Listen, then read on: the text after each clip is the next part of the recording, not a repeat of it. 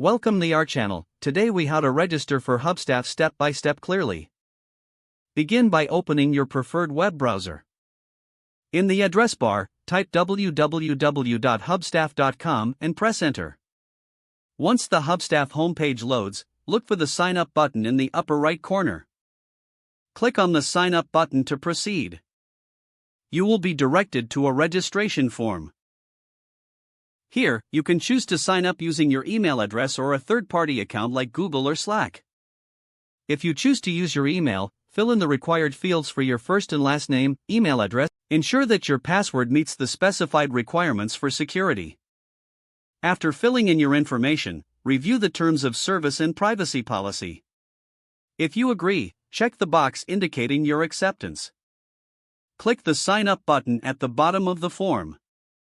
If you opted to use a third-party service, follow the instructions to complete the authentication process. After signing up, check your email for a verification message from Hubstaff. Open the email and click the verification link provided. This action will redirect you back to the Hubstaff website.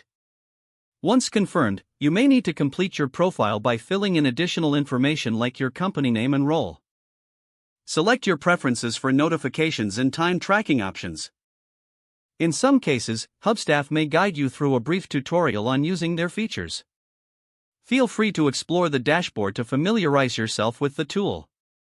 Congratulations, you are now registered for Hubstaff and ready to start tracking your time and productivity.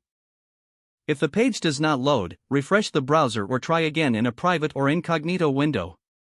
Make sure you are using the correct email address, then retype it carefully to avoid small typos. If your password is not accepted, use the reset option and create a new strong password you can remember.